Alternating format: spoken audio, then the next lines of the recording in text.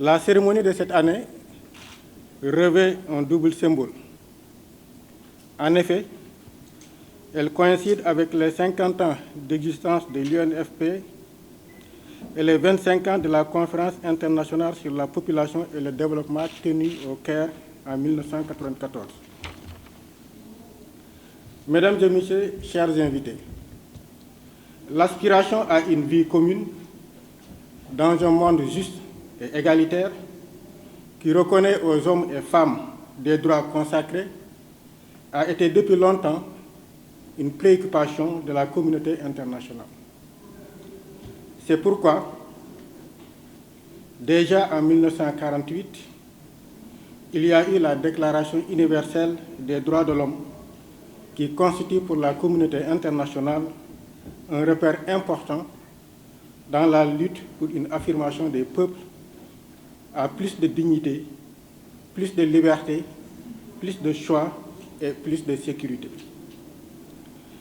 Cette Déclaration universelle des droits de l'homme est soutenue par d'autres instruments juridiques supranationaux tels que le Pacte international relatif aux droits civils et politiques, le Pacte international relatif aux droits économiques, sociaux et culturels, les conventions précisant les droits humains individuels et les conventions régionales sur les droits de l'homme.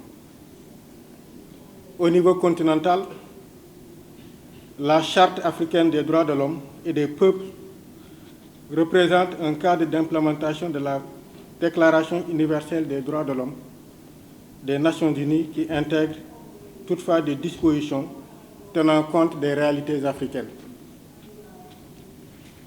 À travers cette charte, les États africains reconnaissent également que la liberté, l'égalité, la justice et la dignité sont des objectifs essentiels pour la réalisation des aspirations légitimes des peuples africains. Ces instruments juridiques encore d'actualité justifient la pertinence de l'intitulé du rapport 2019 sur l'état de la population mondiale.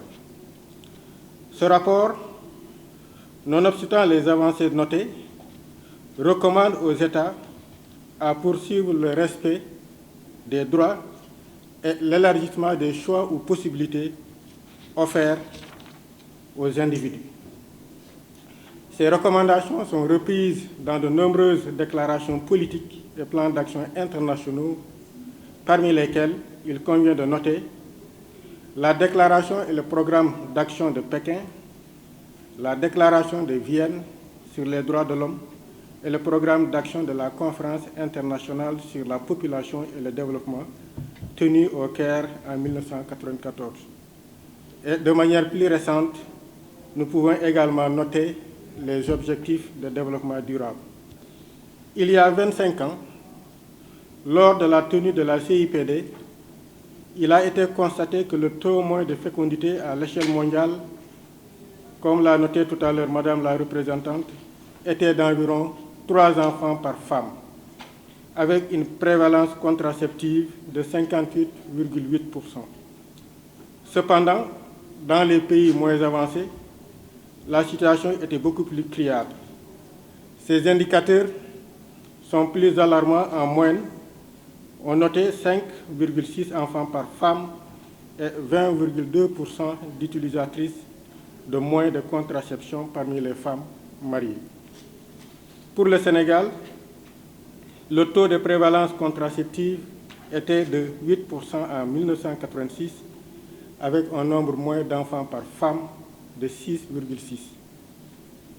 À l'issue de cette conférence internationale, il a été adopté un programme d'action marquant un tournant décisif dans le repositionnement des questions de population dans le processus de développement de nos pays. Ce plan place les droits des personnes au cœur du développement en reconnaissant la santé sexuelle et reproductive comme un droit fondamental et a souligné la nécessité de promouvoir l'autonomisation des femmes et des filles pour garantir le bien-être des individus. Mesdames et Messieurs, chers invités, après 25 ans de mise en œuvre de ce programme d'action, des progrès réels ont été constatés par la communauté internationale en termes de santé sexuelle et reproductive, de lutte contre les violences basées sur le genre et d'éradication des inégalités sociales et économiques. Au Sénégal, les progrès enregistrés dans le processus de mise en œuvre du programme d'action de la CIPD sont réels et diversifiés. Parmi ces performances enregistrées, il a été constaté au niveau de la santé, les différents plans nationaux de développement sanitaire ont permis au Sénégal d'enregistrer beaucoup de progrès. En effet, entre 2011 et 2017, le ratio de la mortalité infanto-juvénile est passé de 72 pour 1000 naissances à 56 pour 1000. Le taux de mortalité maternelle, quant à lui, est passé entre 1986 et 2017 de 510 à 273 pour 100 000 vivantes. La prévalence contraceptive s'est nettement améliorée au cours de ces dernières années, passant de 12% en 2012 à 27,8% en 2017. Concernant le secteur éducatif, le Sénégal s'est fixé comme objectif, à travers le paquet, d'atteindre un taux d'achèvement de 100% à l'horizon 2030 dans le cycle élémentaire. Si cette tendance se maintient, le Sénégal pourrait atteindre l'objectif fixé à l'horizon 2030. Quant au taux brut de scolarisation au niveau élémentaire, durant la même période, il a connu une hausse de 6 points en passant de 88% à 94%. Au niveau du secteur de l'emploi, plusieurs programmes sont en train d'être mis en œuvre, parmi lesquels on peut citer le projet d'appui à la promotion de l'emploi des jeunes et des femmes, le PAPEJ, un projet qui a été initié depuis 2014, le programme des centres d'initiative pour l'emploi local, entamé en 2017, avec comme objectif le renforcement de la territorialisation de la politique nationale de l'emploi. Il y a également le programme à haute intensité de main-d'œuvre qui est mis en œuvre depuis 2018 et dont l'objet est de créer massivement des emplois pour les populations et contribuer au respect de leurs droits et de leur dignité. Il y a également la délégation générale pour l'entrepreneuriat rapide des jeunes et des femmes qui a été lancée en 2018, financée à hauteur de 30 milliards par l'État, complètement exécutée, et dans la phase de montée en puissance de la DER, il y a des bailleurs qui se positionnent pour un accompagnement, parmi lesquels on peut citer la Banque africaine de développement, pour magnifier la pertinence de ce programme-là.